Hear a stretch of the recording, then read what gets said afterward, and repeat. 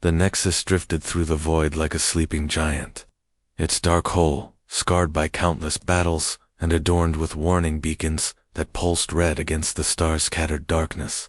For 3 centuries, the massive vessel had been a legend, whispered across the galaxy, a ship that appeared without warning, destroyed everything in its path, and vanished just as mysteriously.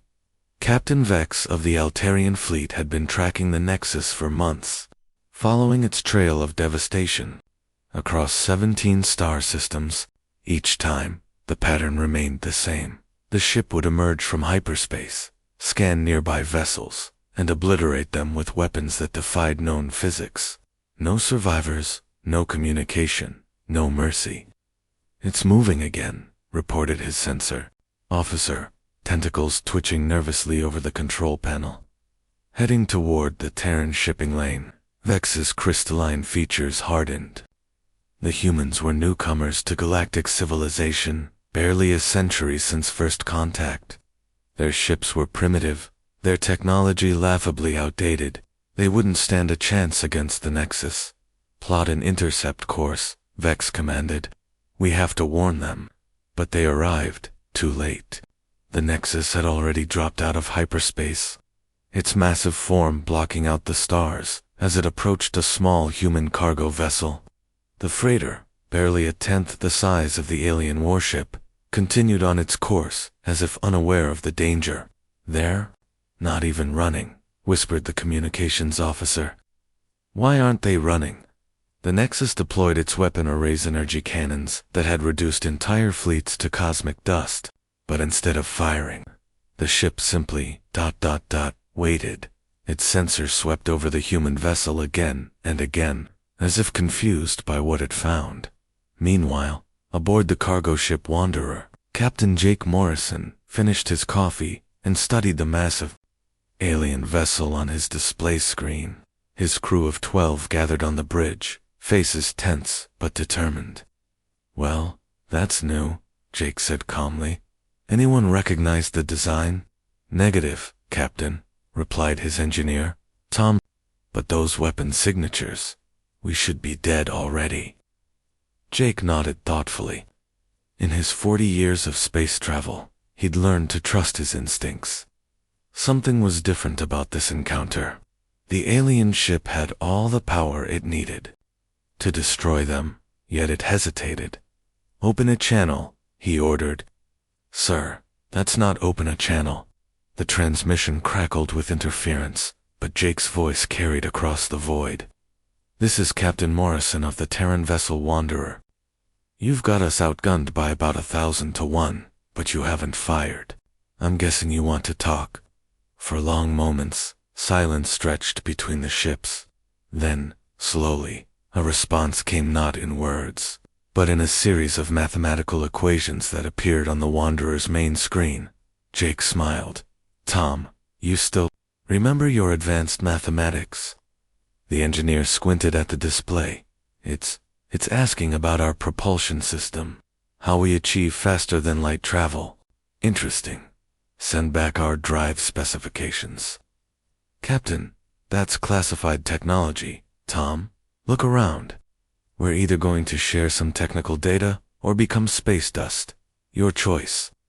The information transmitted, and the alien ship's response was immediate.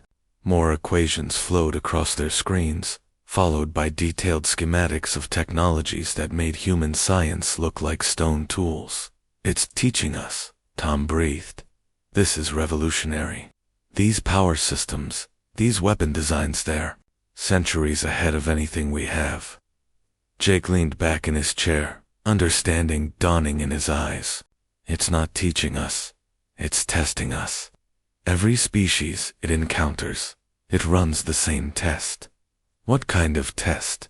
"Whether we're worth keeping alive." As if responding to his words, the alien ship transmitted again.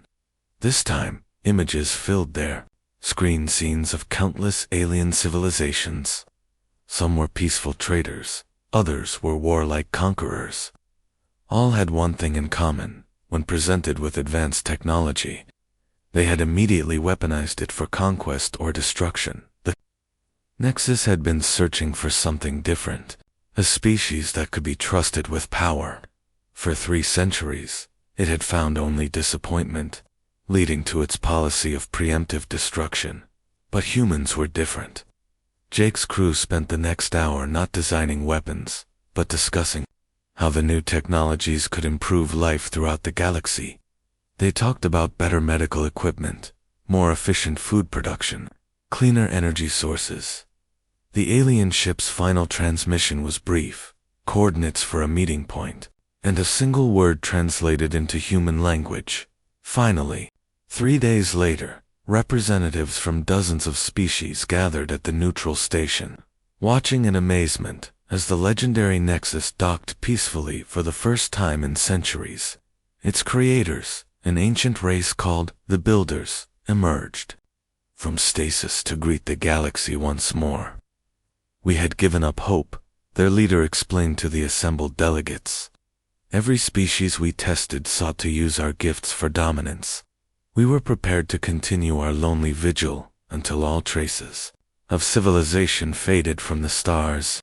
Jake stepped forward, still wearing his simple cargo captain's uniform among the elaborate ceremonial dress of the other species' representatives. What changed your mind? Your species asked not how can we conquer, but how can we help.